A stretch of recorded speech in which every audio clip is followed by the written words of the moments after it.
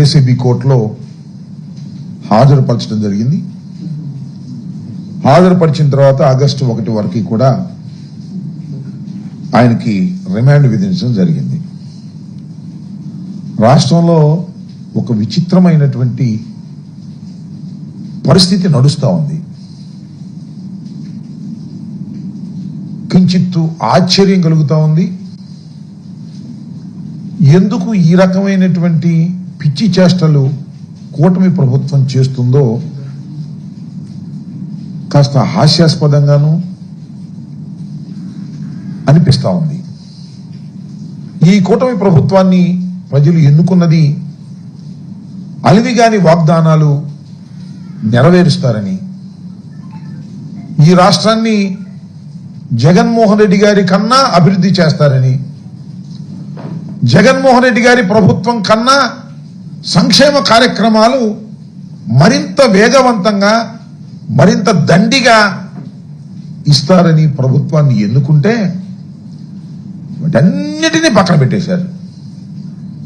పక్కన పెట్టేసి వైఎస్ఆర్ కాంగ్రెస్ పార్టీని ఏ విధంగా అణిచివేయాలి, వైఎస్ఆర్ కాంగ్రెస్ పార్టీని ఏ విధంగా నాశనం చేయాలి అనేటువంటి ఏకైక దృక్పథంతోనే ఈ రాష్ట్ర ప్రభుత్వం పనిచేస్తున్నట్టుగా అర్థమవుతోంది. ఎందుకంటే ఒక లిక్కర్ కేసే కాదు, అనేకమైన కేసులు. ఈ రాష్ట్రంలో పోలీసు వ్యవస్థ దేనికోసం ఉపయోగపడుతుంది అంటే అనేక రకమైన కేసులు, అనవసరమైన కేసులు, సాక్ష్యాధారాలు లేకపోయినప్పటికీ కూడా కేసులు పెట్టి వైఎస్ఆర్ కాంగ్రెస్ పార్టీ నాయకుల్ని, సానుభూతి పరుల్ని ఇబ్బంది పెట్టాలి, బెదిరించాలి అనేటువంటి కార్యక్రమాన్ని చంద్రబాబు నాయుడు గారు వారి అబ్బాయి ప్లాన్ వేసుకుని కుట్రపూరితంగా నడుపుతున్నారు. నేను దానికి ప్రత్యేకంగా ఉదాహరణ చెప్పవలసిన అవసరం లేదు. కొమ్మినేని శ్రీనివాస్ గారి మీద SC/ST కేసు పెడతారు. జగన్మోహన్ రెడ్డి గారు టూర్కి వెళ్తే ఆయన కారు కింద సింగయ్య పడి మరణించాడని ఆయన మీద కేసు పెడతారు. ఆల్ ఫాల్స్ కేసెస్ అని చెప్పడానికి ఇవి కొద్దిగా చిన్న ఉదాహరణలు. ఇవాళ లిక్కర్ కేసు ఫిబ్రవరిలో సిట్ వేశారు.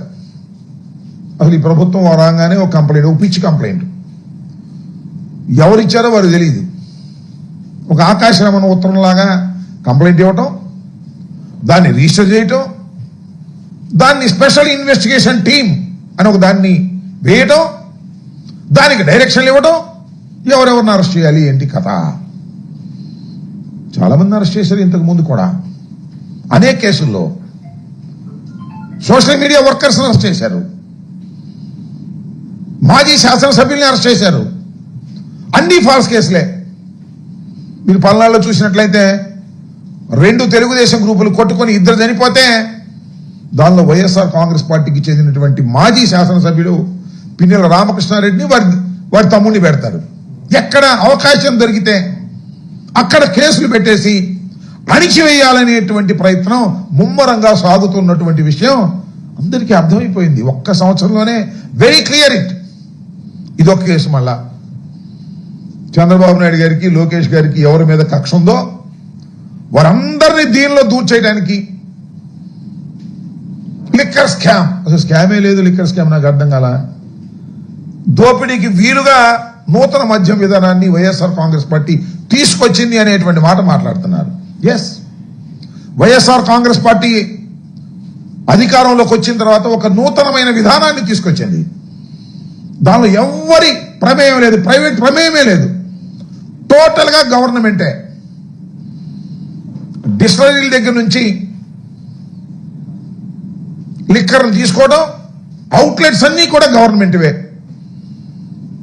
ఎక్కడ ప్రైవేటు వారి జోక్యం లేదు. ఇవాళ అన్ని ప్రైవేటు వారి జోక్యం. బెల్ట్ షాపులు ఎక్కడ పడితే అక్కడ విచ్చలవిడిగా అమ్మటం, MRP రేటు మీద 10-20 అమ్ముకోవడం, ఇలా ఇచ్చలవిడిగా ఇవాళ చేస్తున్నారు. కానీ వైఎస్ఆర్ కాంగ్రెస్ పార్టీ అధికారంలోకి వచ్చిన తర్వాత మద్యాన్ని నియంత్రించాలి కనీసం అని మద్యం వాడకాన్ని తగ్గించి రేట్లు పెంచి ఆదాయాన్ని పెంచినటువంటి సందర్భం. ఎక్కడా కూడా ప్రభుత్వానికి నష్టం జరగకపోయినా మేము అధికారంలోకి వచ్చాం, కూటమి ప్రభుత్వం ఘన విజయం సాధించింది. చంద్రబాబు నాయుడు గారి ప్రభుత్వం, జగన్మోహన్ రెడ్డి గారికి కేవలం 11 సీట్లే వచ్చాయి. దీనిలో ఎవరెవరు ఉన్నారో కక్ష కట్టేసి వారందరినీ తీసుకొచ్చి లోపల పెట్టేయాలి అనేటువంటి కార్యక్రమంలో వాళ్ళ చంద్రబాబు నాయుడు గారు ఈ సిట్టు పవిత్రం చేస్తూ ఉంది. నేను మనవి చేస్తున్న 3 సార్లు గెలిచాడండి మిథున్ రెడ్డి గారు. 47 years, is an young man. పార్లమెంట్కి వెళ్ళినటువంటి వ్యక్తి. వైఎస్ఆర్ కాంగ్రెస్ పార్టీ ఓడిపోయినప్పుడు కూడా మొదటి 2014లో గెలిచాడు. మొన్న 4 సీట్లు వచ్చినప్పుడు కూడా పార్లమెంట్కి ఎన్నికైనటువంటి వ్యక్తి. రాజకీయ కుటుంబం నేపథ్యం ఉన్నటువంటి వ్యక్తి పెద్దిరెడ్డి రామచంద్రారెడ్డి గారు చంద్రబాబు నాయుడు గారితో సమకాలికుడు. అది కూడా ఒక కక్షే. ఎందుకంటే చంద్రబాబు నాయుడు గారికి ఆయనకి కాలేజీ లెవెల్ నుంచి పడదట. ఆ కక్ష కాంగ్రెస్ పార్టీలో ఉన్నాడు పెద్దిరెడ్డి గారు, వైఎస్ఆర్ కాంగ్రెస్ పార్టీలో ఉన్నాడు, ఒకే జిల్లాకు చెందినటువంటి వ్యక్తి. ఆ కుటుంబం మీద కక్ష పెట్టారు. సొంతలో సడేమి ఇతను కూడా లోపలేసేద్దాం. జగన్మోహన్ రెడ్డి గారికి సన్నిహితంగా ఉంటున్నాడు. ఢిల్లీ రాజకీయాల్లో జగన్మోహన్ రెడ్డి గారికి తోడుగా ఉంటున్నాడు. ఢిల్లీ లెవెల్లో వైఎస్ఆర్ కాంగ్రెస్ పార్టీకి సంబంధించినటువంటి అంశాల మీద కేంద్ర ప్రభుత్వంతోనూ ఇతర రాజకీయ పక్షాలతోనూ మాట్లాడేటటువంటి చొరవ తీసుకొని చక్కగా చేస్తున్నటువంటి వ్యక్తి. ఆయన కట్ చేద్దాం.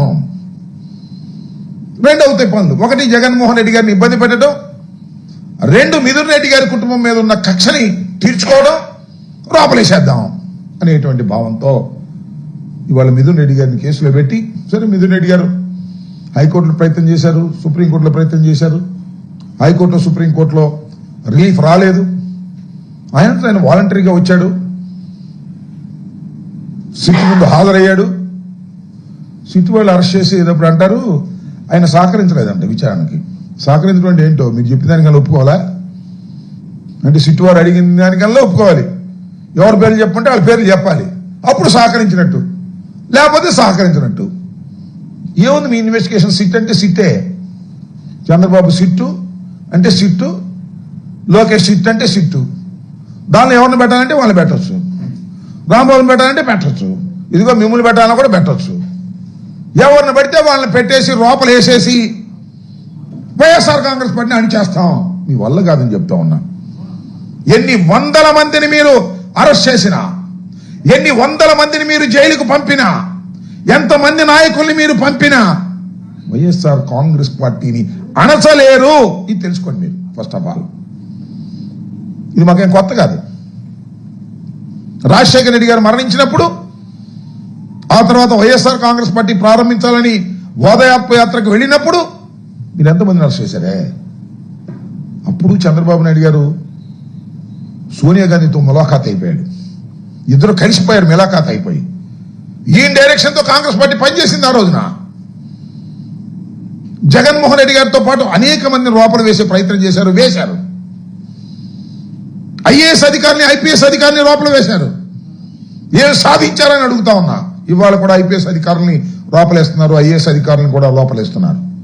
ఏమి సాధించారు చంద్రబాబు నాయుడు గారు? మీరు జగన్మోహన్ రెడ్డి గారి మీద కక్ష. నిజంగా లిక్కర్ స్కామ్ అంటే 2014-19 చంద్రబాబు నాయుడు గారు చేసింది. చంద్రబాబు నాయుడు గారు వాళ్ళు ఎక్కడో అంటున్నాడు రాజకీయ మలినాలను ఏరివేయాలంట. అది చంద్రబాబు నాయుడు కన్నా రాజకీయ మలినం ఈ రాష్ట్రంలో, ఈ దేశంలో ఎవరున్నారు చెప్పండి? చంద్రబాబు నాయుడు కన్నా క్రిమినల్ ఎవరున్నారు చెప్పండి? అన్ని క్రిమినల్ పాలిటిక్సే కదా నువ్వు చేసింది. నీకు అడ్డం వచ్చిన అలా దొరికించే కార్యక్రమం చేస్తావు. తడి గుడ్డలతో గొంతులు కోసేటటువంటి కార్యక్రమం వాళ్ళు ఏదో చెప్తా ఉన్నావు. నువ్వు జగన్మోహన్ రెడ్డి గారి మీద బురదలేటటువంటి కార్యక్రమాలు చేస్తూ ఉన్నావు. జగన్మోహన్ రెడ్డి గారిని వ్యక్తిత్వ హననాన్ని చేయాలనేటువంటి ప్రయత్నం చేస్తున్నావు. లిక్కర్లో స్కామే లేదు. చాలా ట్రాన్స్పరెంట్ గా జరిగినటువంటి కార్యక్రమం. దానిలో నువ్వు అనేక మందిని పెట్టి ఇవాళ కక్ష తీర్చుకోవాలనేటువంటి ప్రయత్నంతో చంద్రబాబు నాయుడు గారు పనిచేస్తున్నారు. చాలా సందర్భాలు నేను చెప్తూ ఉన్నా. లిక్కర్కి సంబంధించినటువంటి విషయంలో కాంపిటీషన్ కమిషన్ ఆఫ్ ఇండియా ముందు అనేక ప్రశ్నలకు సమాధానాలు వచ్చాయి. ఇచ్చిన తీర్పులో అనేకమైనటువంటి అప్రిషియేషన్స్ వచ్చాయి. వైఎస్ఆర్ కాంగ్రెస్ పార్టీ హయాంలో తీసుకున్నటువంటి నిర్ణయాల వల్ల. సరే, మీరేదో పిచ్చి ప్రచారాలు చేశారు, బ్రాండ్లని అదేని ఇదేని. ఇవాళ ఏం చేస్తున్నారు మీరు? ఏ బ్రాండ్లు ఇస్తున్నారే? నాణ్యమైన మద్యమని ఇస్తున్నారుగా. ఇవాళ నాణ్యమైన మద్యమేనా అది? ఎంతమంది వాళ్ళ మిమ్మల్ని ఇష్టం వచ్చినట్టుగా విమర్శిస్తున్నారు. దానికి సమాధానం, మేము ఉన్నప్పుడు బెల్ట్ షాప్ ఉందా అని అడుగుతా ఉన్నా. వైఎస్ఆర్ కాంగ్రెస్ పార్టీ అధికారంలో ఉన్నప్పుడు బెల్ట్ షాపే లేదు. ప్రభుత్వమే మద్యాన్ని అవుట్లెట్స్ పెట్టినటువంటి సందర్భం. ఇవాళ ఎక్కడ చూసినా బెల్ట్ షాప్ లేదా? ఎక్కడ చూసినా గంజాయేగా. గంజా ఎంత విచ్చలవిడిగా దొరుకుతుంది వాళ్ళ రాష్ట్రంలో. హోంమంత్రి గారు ఏం చెప్పారు? 100 రోజుల్లో గంజాయి లేని రాష్ట్రాన్ని మీరు చూస్తారా అంది. 100 రోజులు అయింది ఇప్పటికి. ఎన్ని 100 రోజులైంది? బెల్ట్ తీస్తా, బెల్ట్ షాప్ ఉంటే అన్నారు. ఏది బెల్ట్ షాప్ లేనిది ఎక్కడ? ఏమండి చంద్రబాబు నాయుడు గారు బెల్ట్ షాప్ లేనిది ఎక్కడ చెప్పడని అడుగుతా ఉన్నా. ఒక గొప్ప విధానాన్ని తీసుకొచ్చినటువంటి ఘనత వైఎస్ఆర్ కాంగ్రెస్ పార్టీది. అఫ్ కోర్స్ మేము ఓడిపోయాం కాబట్టి మేము చేసేవన్నీ తప్పులని మీరంటే నమ్మరు జనం. ఇవాళ మెచ్చుకుంటున్నారు. ఇవాళ మేము చేసినటువంటి కార్యక్రమాలు, మేము పంపిణీ చేసినటువంటి సంక్షేమ కార్యక్రమాల గురించి, పంపిణీ విధానం గురించి ఇవాళ లాట్ ఆఫ్ అప్రిషియేషన్. నిన్ను చూసిన తర్వాత వరి దుర్మార్గుడా ఇన్ని చేస్తున్నావు, నువ్వు ఏది చేయటం లేదు, జగన్మోహన్ రెడ్డి గారు అద్భుతంగా చేశారనేటువంటి భావంతో ఇవాళ ఉన్నారు. ఎంటైర్ పోలీస్ వ్యవస్థ, లా అండ్ ఆర్డర్ లేదు, ఏం లేదండి. ఏం జరుగుతున్నా పట్టించుకోరండి. రాజకీయంగా జగన్మోహన్ రెడ్డి గారిని, వైఎస్ఆర్ కాంగ్రెస్ పార్టీని ఎట్లా అణచాలి అంతే, ఉండదు లేదు. కేసులు పెట్టడం, లోపలేయటం. ఎంతమందిని వేస్తాడే?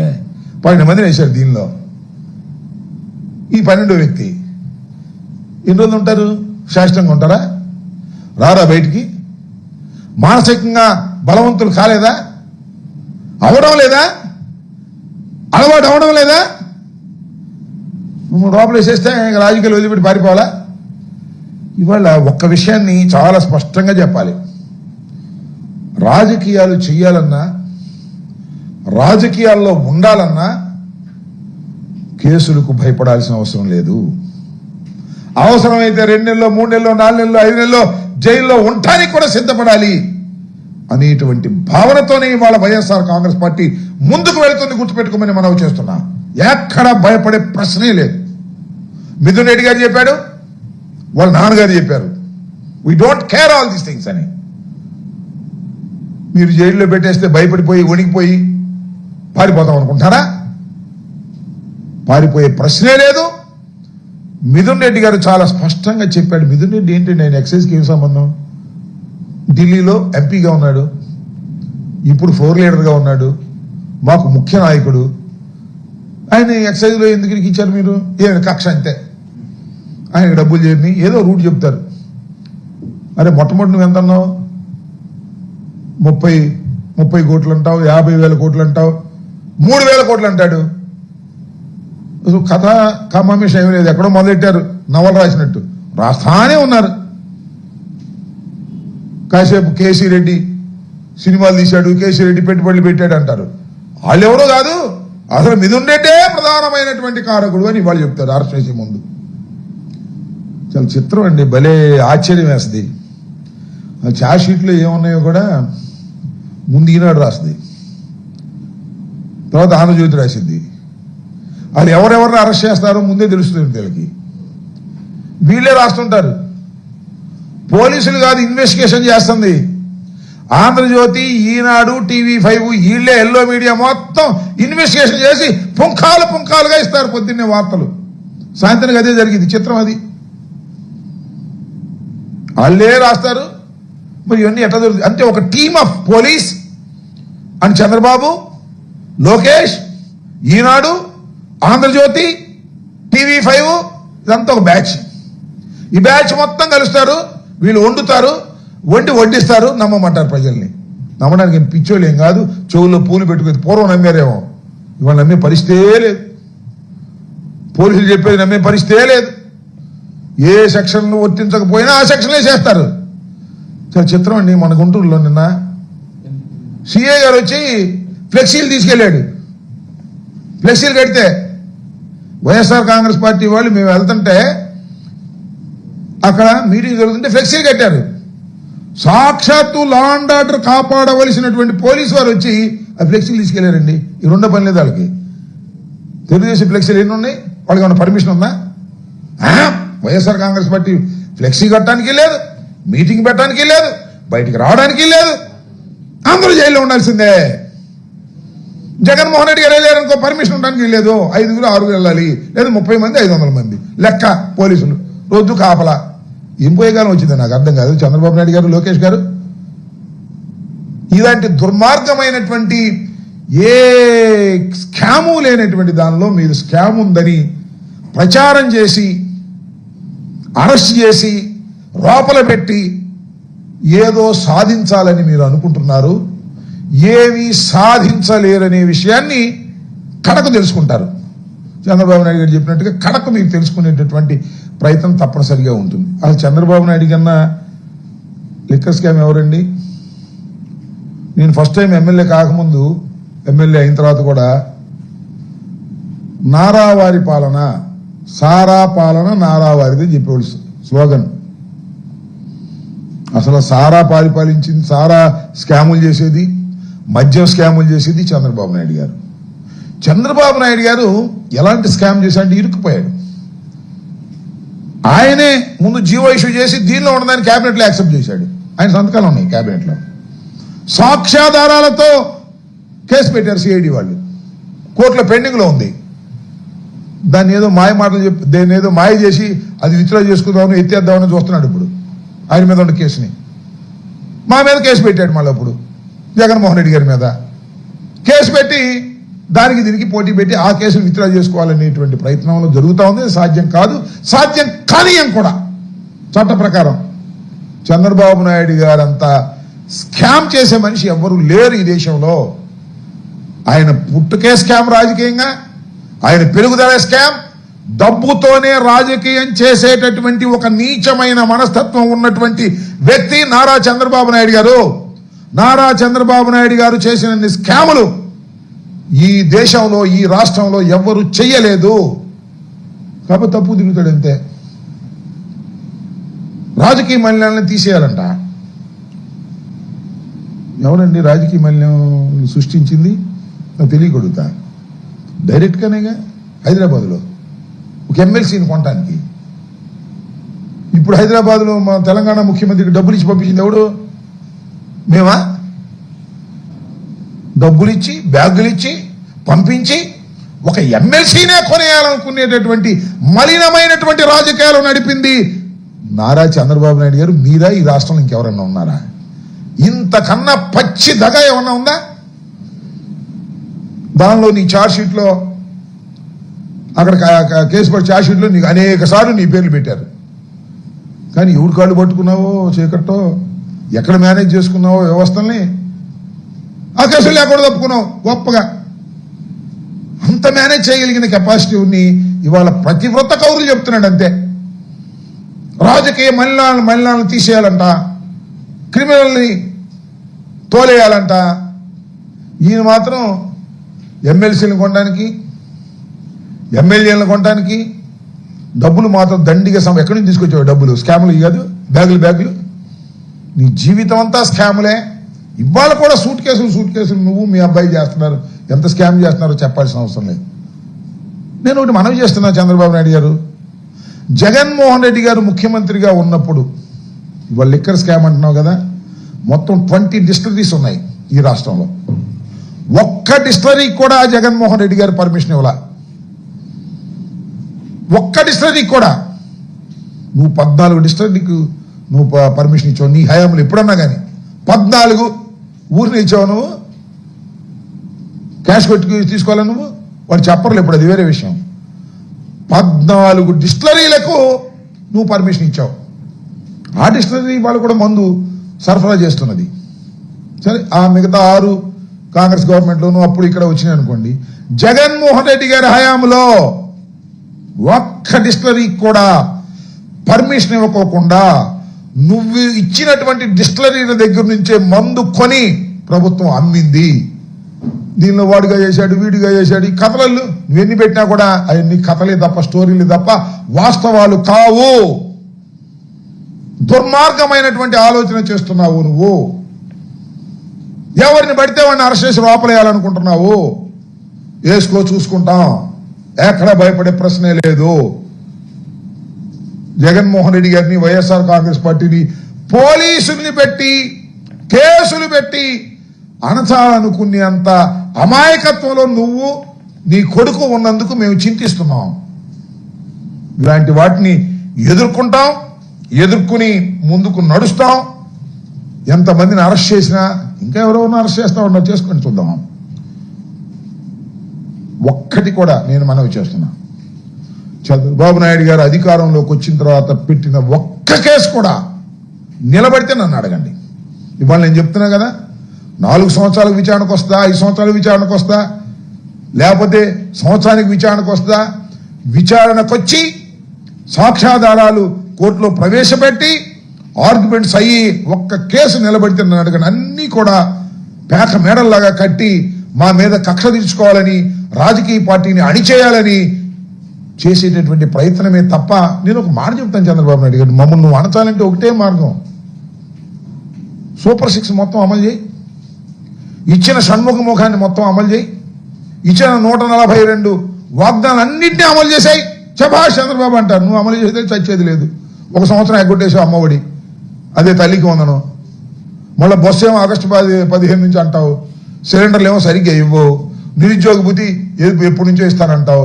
అన్ని వాయిదాలు వేసుకునే పద్ధతి తప్ప ఇచ్చిన మాటని మొదటి సంవత్సరంలో చేసినట్లయితే ఎస్ చంద్రబాబు నాయుడు గారు గొప్ప అని మేము ఆటోమేటిక్ మమ్మల్ని అణిచేస్తారు. కేసులు పెడితే అణిచేస్తారా? అరే అన్యాయంగా కేసులు పెట్టారా బాబు, అక్రమంగా లోపలేశారా బాబు అని అనుకోరా? అనుకుంటారు. జగన్మోహన్ రెడ్డి గారు అలాంటి కార్యక్రమాలు ఏవి స్కాములు చేయాల్సిన అవసరం ఆయనకి లేదు, చెయ్యలేదు. నువ్వు అభూత కల్పనలు కల్పించి ఇవాళ జగన్మోహన్ రెడ్డి గారి ప్రభుత్వంలో కీలకంగా ఉన్నటువంటి వ్యక్తుల్ని, పార్టీకి పనిచేసేటటువంటి వ్యక్తుల్ని లోపలేసి నీ కక్ష తీర్చుకోవాలని నువ్వు ఆలోచన చేస్తున్నావు. నీ కక్ష తీరదు సరిగదా, మళ్ళా నువ్వు చాలా ప్రమాదంలోకి నెట్టబడతావు ప్రజల మధ్యన అనే విషయాన్ని దయచేసి గమనించాలని కూడా ఈ సందర్భంగా నేను చెప్పదలుచుకున్నాను. ఏది ఏమైనా వైఎస్ఆర్ కాంగ్రెస్ పార్టీ చెక్కు చెదరని మొక్కవోని ధైర్యంతో ముందుకు వెళ్తుంది. ఎన్ని కేసులు పెట్టినా, ఎన్ని ఇబ్బందులు పెట్టినా, ఎంతమందిని లోపల పెట్టినా కూడా వైఎస్ఆర్ కాంగ్రెస్ పార్టీ ధైర్యంగా ముందుకు వెళ్తుందని, దినదిన ప్రవర్ధమానంగా పెరుగుతుందని, చంద్రబాబు నాయుడు గారు ఏదైతే వాగ్దానాలను అమలు చేయటం లేదో ఆ వాగ్దానాలు అమలు చేసేంత వరకు నీ వెంటబడి పోరాడతామని చంద్రబాబు నాయుడు గారి మరి చూశారు కదా మీరు. ఇప్పుడు మేము ఆయన ఏమన్నాడు, సుపరిపాలనలో తొలి అడుగు అన్నాడు.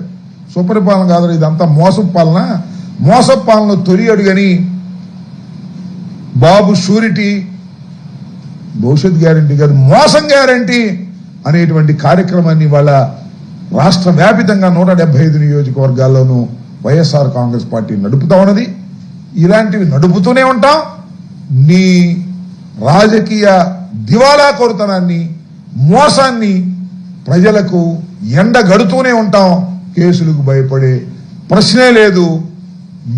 మిథున్ రెడ్డి గారు కానీ, ఇంకా మిత్రత్రా ఉన్నటువంటి నాయకులు కానీ, ఇప్పుడు అరెస్ట్ అయిపోయినటువంటి నాయకులు కానీ అందరూ కూడా వెరీ క్లీన్ చిట్తో బయటకు వస్తారు.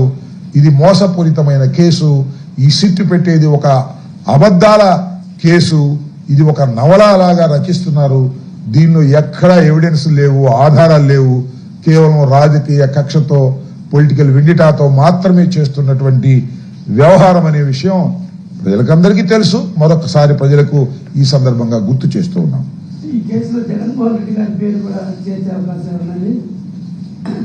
ఉన్నాయని అనుకోనిండి.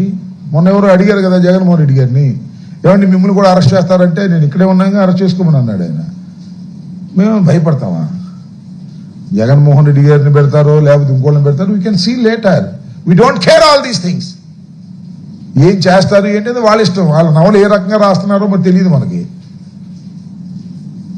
ఎవరు లోకేష్ గారు ఎవరి పేర్లు రాస్తున్నాడో తెలియదు. అది రెడ్ బుక్కో గాడిది గుడ్డు బుక్కో మనకు తెలియదు. కాబట్టి ఎలా రాస్తున్నారో ఏం చేస్తున్నారో వాళ్ళకే తెలుసు. లోకేష్ ఏమనుకుంటే వాళ్ళని అరెస్ట్ చేస్తారు, నిన్ను అనుకుంటే నిన్ను అరెస్ట్ చేస్తారు, నన్ను అనుకుంటే నన్ను అరెస్ట్ చేస్తారు, జగన్మోహన్ రెడ్డి గారిని అనుకుంటే వాళ్ళని అరెస్ట్ చేస్తారు. బరి తెగించారు పోలీసులు, బరి తెగించారు. బరి తెగించిన వాళ్ళకు మాత్రమే పోస్టింగులు. సిన్సియర్ గా పనిచేసేవాళ్ళు వదిలిపెట్టి వెళ్ళిపోతున్నారు, లూప్ లైన్ లో ఉంటున్నారు. మాజీ ముఖ్యమంత్రి జగన్మోహన్ రెడ్డి గారు, అత్యంత ప్రజాదరణ కలిగినటువంటి వ్యక్తి జగన్మోహన్ రెడ్డి గారు. జగన్మోహన్ రెడ్డి గారు సింగిల్ గా వెళ్తేనే 40% ఓట్లు వచ్చాయి, కట్టగట్టుకొస్తే మీకు 60 ఇచ్చాయి. పవన్ కళ్యాణ్, మోడీ, చంద్రబాబు కలిస్తే వచ్చాయి. అవి నీ ఎన్నో నీకు తెలియదు. అలాంటి జగన్మోహన్ రెడ్డి గారి మీద కక్ష తీర్చుకోవడం కోసం ఫాల్సులు కేసు పెట్టి అరెస్ట్ చేస్తారా చూద్దాం. విల్ సీ, ఎదుర్కొంటాం, చూద్దాం ఏం చేస్తారు. That is left to the government. Government అంటాం కంటే that is left to the Lokesh. Lokesh లాంటి ఇన్మెచ్యూర్డ్ పొలిటీషియన్ చేతిలో ఇవాళ స్టీరింగ్ ఉంది. ఎక్కడ గుద్దుకుంటో తెలియదు ఈ ప్రభుత్వం. చంద్రబాబు నాయుడు గారు వెనక సీట్లో ఉన్నాడు, అటు తిని కూర్చున్నాడు. అయ్యా ఇటు పోనీ అంటలా, నేను కూర్చున్నాడు అంటే ఆ ఉప్పుకునేది లేడు లోకేష్ బాబు. లోకేష్ బాబే డ్రైవింగ్ చేస్తున్నాడు. ఎక్కడో గుద్దేస్తాడు, గుద్దిందా తెలిసింది ఆయనకి, వెనక కూర్చున్న ఆయనకి. చాలా మంది నీ పోటీ విలేకరులు చెప్తున్నారు ఇది చంద్రబాబు ప్లాన్ కాదండి, ఇది లోకేష్ ఇన్మెచ్యూర్డ్ థింగ్ అండి, పద్దీను. లేకపోతే చంద్రబాబు ఇట్లా ప్రవర్తించడం, చంద్రబాబుకి చాలా అనుభవం ఉన్న వ్యక్తి అని అంటున్నారు. మరి అది నిజమని అనుకుంటున్నాను నేను. చూద్దాం, విల్ సీ. మిథున్ రెడ్డిని అరెస్ట్ చేసిన కుటుంబ సభ్యులు చెప్పారు చెప్తున్నారు. లోక్సభ స్పీకర్ కూడా ఈ విషయాన్ని తీసుకెళ్లారా లేదా? ఏది అది మనకి జస్ట్ ఇంతకు ముందే కదా అరెస్ట్ చేసిన. రాత్రి 8:30 అరెస్ట్ చేశారు. ఇవాళ కోర్టులో ప్రొడ్యూస్ చేశారు. బహుశా చెప్తే చెప్పినది ఫార్మాలిటీస్ ఏముంది దానిలో. అసలు మీరు ఒకటి గుర్తుపెట్టుకోండి, మిథున్ రెడ్డి గారు ఢిల్లీ నుంచి బయలుదేరేటప్పుడే అరెస్ట్ కావడానికి సిద్ధపడే వచ్చాడు. ఢిల్లీ నుంచి ఫ్లైట్ దిగి డైరెక్ట్ గా సిట్ ఆఫీస్కి వెళ్ళాడు. సిట్ ఆఫీస్ నుంచి అరెస్ట్ అయ్యే బయటకు వస్తాడని మాకు తెలుసు. It is clear. కాకపోతే ఆ డిస్కషన్ ఫార్మాలిటీస్ బహుశా చేసి ఉంటే ఉండుండొచ్చు. ఎందుకంటే is a parliament member. Parliament member కాబట్టి ఏదో కొమ్మినేని శ్రీనివాస్ లాగానో లేకపోతే మరొకరిలాగానో చేయరు. కొద్దిగా పకడ్బందీగా చేసుకోకపోతే వాళ్ళే ఇబ్బంది పడతారు. కాబట్టి అలాంటి ఫార్మాలిటీస్ ఏమైనా చేస్తే చేసి ఉండొచ్చు. కానీ టోటల్గా it is a false case. Mithun Reddy గారికి ఎలాంటి సంబంధం లేని కేసు. అసలు లిక్కర్ స్కామే లేదు. లేని స్కామ్ను సృష్టించి మమ్మల్ని ఇబ్బంది పెట్టాలని ప్రయత్నం చేస్తున్నారు. మమ్మల్ని ఇబ్బంది పెట్టాలని మీరు ప్రయత్నం చేస్తే మేము ఇబ్బంది పడటానికి సిద్ధంగా లేదు. Don't care what is there. అది ప్రజలు ఎన్నుకున్న మాజీ ముఖ్యమంత్రి జగన్మోహన్ రెడ్డి గారిని నేరగాడు అని చెప్పేసి ప్రస్తావన చేస్తారు. ఎవరు జగన్మోహన్ రెడ్డి గారు నేరగాడు అని చెప్పేది? చంద్రబాబు నాయుడు కన్నా మించి నేరగాడు ఎవడున్నాడు ఈ దేశంలో? జగన్మోహన్ రెడ్డి గారు ఎందుకు నేరగాడు అవుతాడు? అంటే కేసులు జగన్మోహన్ రెడ్డి గారి మీద ఉంటే నేరగాడు అవుతాడా? మరి కేసులు జగన్మోహన్ రెడ్డి గారి మీద ఉంటే నేరగాడు అయినప్పుడు నీ మీద ఎన్ని కేసులు ఉన్నాయి? స్కిల్ స్కామ్ కేసు ఉంది కదా, నీ మీద ఎన్ని కేసులు ఉన్నాయి? బొచ్చెడు కేసులు ఉన్నాయి. ఆ కేసుల సంగతి ఏంటి? ఆ కేసుల్లో అన్నింటిలో ఉన్నావు కదా నువ్వు. ఎన్ని కేసులు ఉన్నాయి నీ మీద? బొచ్చెడు కేసులు నీ మీద ఉన్నాయి ఇవాళ. మరి దానికి సమాధానం ఏంటి? నువ్వు బెయిల్ మీదే ఉన్నావు కదా. నువ్వు స్కిల్ స్కామ్ కేసులో, అలాగే లిక్కర్ కేసులో, ఇంకా ఐటీ కేసులో, అన్ని కేసులో నువ్వు బెయిల్ మీదే ఉన్నావు. అది మర్చిపోతున్నావు నువ్వు. తమరు కూడా జైలుకి వెళ్ళి వచ్చారు, అది మర్చిపోతున్నావు నువ్వు. ఆయన మాత్రం నేరస్తుడు కాదంట, ఎదుటివాడు మాత్రం నేరస్తుడు అంట. అసలు నీకన్నా పెద్ద నేరస్తుడు ఈ దేశంలోనే లేడు. అంత దుర్మార్గమైన రాజకీయాలు చేసిన వాడు ఇంకే దేశంలోనే లేడు. Chandrababu Naidu is a big criminal in India politicians లో. ఓకే,